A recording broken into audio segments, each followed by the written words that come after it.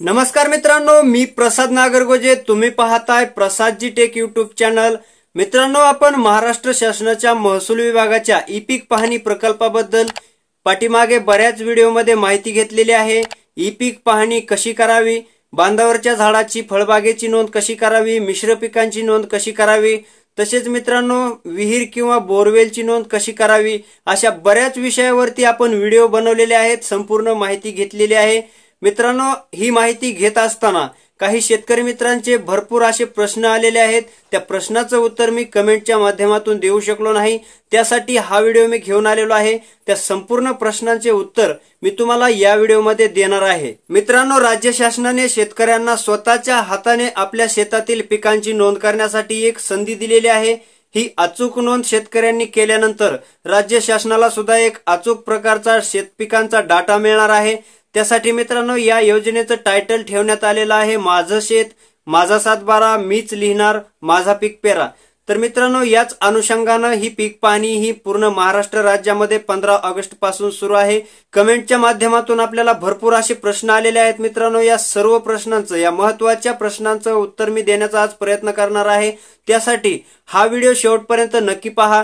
जर तुम्ही चॅनलवर नवीन असाल तर चॅनलला सबस्क्राइब करा आणि समोर येणाऱ्या घंटीवर क्लिक करायला विसरू नका, म्हणजे आमच्या अशाच नवनवीन व्हिडिओच्या नोटिफिकेशन तुमच्यापर्यंत सर्वात अगोदर पोहोचत राहतील. तर चला मित्रांनो, सर्वात पहिला आणि महत्वाचा प्रश्न म्हणजे ई पीक पाहणीच्या माध्यमातून सातबारावरती पिकाची नोंद करण्यासाठी जेव्हा आपण पीक पेरा भरतो आणि सबमिट करतो, अपलोड करतो, तेव्हापासून किती कालावधी लागतो सातबारावरती पिकाची नोंद होण्यासाठी? तर मित्रांनो, याचं उत्तर आपण सर्वप्रथम पाहूयात. मित्रांनो, ई पीक पाहणीचा जेव्हा आपण अर्ज सबमिट करतो, पीक पेरा सबमिट करतो, आपल्या तालुक्याच्या ठिकाणी जे तलाठी कार्यालय असतं, तर त्या तलाठी लॉग इनला तो अर्ज आपला जो आहे तो जातो आणि तलाठी आपल्या अर्जाची पडताळणी करतात. मित्रांनो, आपण जर पाहिलं तर 15 ऑगस्ट पासून ई पीक पाहणीचा प्रकल्प सुरू झालेला आहे. ई पीक पाहणीची नोंदणी करण्यासाठी सुरू झालेली आहे. मित्रांनो, जवळजवळ 15 सप्टेंबर पर्यंत या नोंदी सुरू असणार आहेत.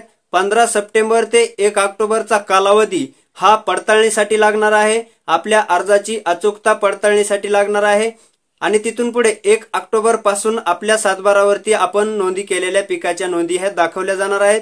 याच्या दरम्यान मित्रांनो, आपण जो पीक पेरा भरलेला आहे तो सर्वे नंबर बरोबर आहे का, तो आपला खाते नंबर बरोबर आहे का, आपण भरलेली संपूर्ण माहिती पडताळली जाणार आहे. तसेच यामध्ये अक्षांश रेखांशाचे फोटो असणार आहेत, ते फोटो सुद्धा पडताळणी केली जाणार आहे. मॅपच्या सहाय्याने तलाठी याची पडताळणी करतात. आपण ज्या क्षेत्राची नोंद केलेली आहे त्या क्षेत्रातला हा फोटो आहे का याची पडताळणी करूनच याची नोंद ही केली जाणार आहे. दुसरा महत्वाचा प्रश्न आहे मित्रांनो, ज्या शेतकऱ्यांकडे अँड्रॉइड फोन नाही, अँड्रॉइड मोबाईल नाही, त्यांनी ई पीक पाहणी कशी करायची? त्यांच्यासाठी मित्रांनो, ई पीक पाहणीच्या एका मोबाईल ऍप्लिकेशनवरून 20 शेतकरी नोंदी करू शकतात.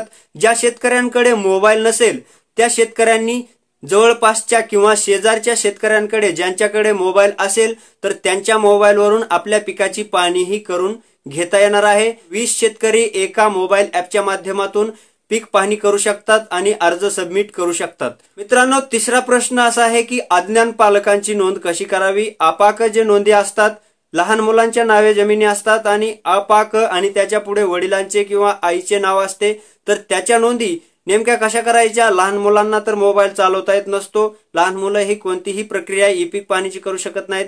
तर मित्रांनो, त्यांच्यासाठी जे अज्ञान पालक म्हणून पुढे नाव येतं, जे पालक असतील त्या पालकांना सुद्धा ई पीक पाहणी करता येणार आहे. त्यानंतर मित्रांनो, याच्या पुढचा महत्वाचा प्रश्न आहे, पीक पेरा भरताना जर आपल्याकडून काही माहिती चुकली तर ती माहिती डिलीट करता येते का? त्यानंतर एडिट करता येते का? या माहितीमध्ये आपल्याला काही बदल करायचे असतील तर ते बदल करता येतात का? तर मित्रांनो, आपण ज्या वेळेस पीक पेरा भरतो त्यावेळेस आपल्याला नीट बघून पीक पेरा भरायचा आहे. याचं कारण म्हणजे ज्यावेळेस आपण अर्ज सबमिट करतो त्यावेळेस आपले अर्ज जेव्हा तलाठी लॉग इनला जातील आणि त्याची अचूकता पडताळणीमध्ये काही चुका दिसतील तर ते तलाठी आपले अर्ज रिजेक्ट करतील आणि अर्ज रिजेक्ट केल्यानंतर आपल्याला पुन्हा हा अर्ज भरून देण्याची संधी दिली जाईल. तोपर्यंत आपण याच्यामध्ये कुठल्याही प्रकारचा बदल करू शकत नाही किंवा भरलेली माहिती ही डिलीट करू शकत नाही. जेव्हा आपले तलाठी अर्ज रिजेक्ट करतील किंवा ऍक्सेप्ट करतील तिथून पुढे आपल्याला स्थिती सुद्धा तपासता येईल आणि एडिटिंग सुद्धा करता येईल. अर्जामध्ये काही बदल असतील तर ते सुद्धा करता येतील. तर मित्रांनो, पुढचा प्रश्न आहे खरीप हंगामाची पीक पाहणी करण्यासाठी शेवटची तारीख आहे का? तर मित्रांनो, यासाठी सुद्धा शेवटची तारीख आहे. 15 सप्टेंबर पर्यंत खरीपाची पीक पाहणी आपल्याला करावी लागणार आहे.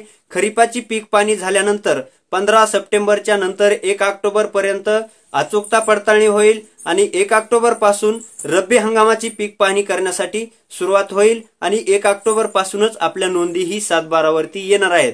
मित्रांनो, याच्या दरम्यान शेतकऱ्यांना पीक पाहणी करताना बऱ्याच अडचणी येत आहेत. जेव्हा आपण पीक पाहणीचं ऍप लॉग इन करतो तेव्हा इंटरनेटची आवश्यकता आहे असा मेसेज येतो. आपलं इंटरनेट सुरू असून सुद्धा असा मेसेज येतो. ही एक मेन अडचण आहे. त्यानंतर आपण याच्या पुढे गेल्यानंतर जेव्हा आपला पीक पेरा पूर्ण भरला जातो, आपल्याला ज्यावेळेस फोटो काढण्याचा अक्षांश रेखांशचा फोटो काढायचा असतो तेव्हा आपण जेव्हा कॅमेऱ्यावरती क्लिक करतो, कॅमेऱ्यावरती क्लिक केल्यानंतर मित्रांनो आपला कॅमेरा ओपन होत नाही. तिथे सुद्धा काहीतरी अक्षांश रेखांशची गरज आहे असा मेसेज येतो. तर मित्रांनो, या ज्या अडचणी आहेत त्या म्हणजे अख्ख्या महाराष्ट्रासाठी हे ऍप्लिकेशन नवीन सुरू करण्यात आलेलं आहे आणि याच्यावरती एक सोबतच भरपूर अशा प्रमाणात लोड आलेला आहे. भरपूर ट्रॅफिक या ऍप्लिकेशन वरती झालेला असल्यामुळे या ऍप्लिकेशन वरती लोड येतोय. त्यामुळे हे ऍप्लिकेशन सुरळीतपणे चालत नाही. लवकरच हे ऍप्लिकेशन सुरळीत करण्यात येणार आहे. ई पीक पाहणीच्या अधिकाऱ्यांशी मी कॉल केला, त्यानंतर त्यांच्याशी बोललो या विषयावर. तर त्यांच्याकडून असं सांगण्यात आलेलं आहे की लवकरच ही दुरुस्ती आम्ही करणार आहोत. शेतकऱ्यांना कुठल्याही प्रकारची अडचण आम्ही येऊ देणार नाही. आमची टीम जी आहे ती या दुरुस्तीसाठी तयारी करत आहे मित्रांनो. त्यानंतर ही दुरुस्ती होणार आहे आणि रब्बी हंगामाच्या ई पीक पाहणीसाठी आपल्याला अशा प्रकारची अडचण येणार नाही याची काळजी घेतली जाणार आहे. मित्रांनो, मी दिलेली माहिती तुम्हाला आवडली असेल तर या व्हिडिओला लाईक करा. जर तुम्ही चॅनलवर नवीन असाल तर चॅनलला सबस्क्राईब करा, समोर येणाऱ्या घंटीवर क्लिक करा आणि हा व्हिडिओ जास्तीत जास्त शेअर करायला विसरू नका. धन्यवाद. नमस्कार मित्रांनो, तुम्ही पाहताय प्रसादजी take YouTube channel. प्रसादजी take YouTube चॅनलमध्ये तुम्हा सर्वांचे खूप खूप मनापासून स्वागत. मित्रांनो, या व्हिडिओमध्ये आपण पाहणार आहोत ई पीक पाहणीच्या माध्यमातून बांधावरील झाडांची नोंद आपल्या 7/12 वरती कशा रीतीने करता येते.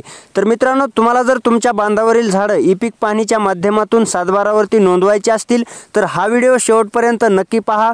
जर तुम्ही चॅनलवर नवीन असाल तर चॅनलला सबस्क्राईब करा आणि समोर येणाऱ्या घंटीवर क्लिक करायला विसरू नका.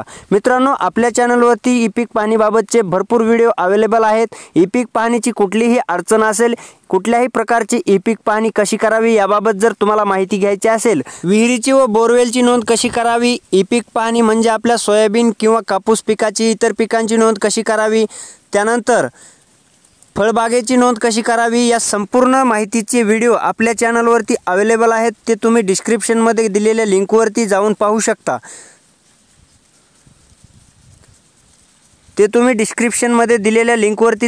शकता. तर मित्रांनो, आजच्या विषयाकडे आपण वळूयात. आपल्याला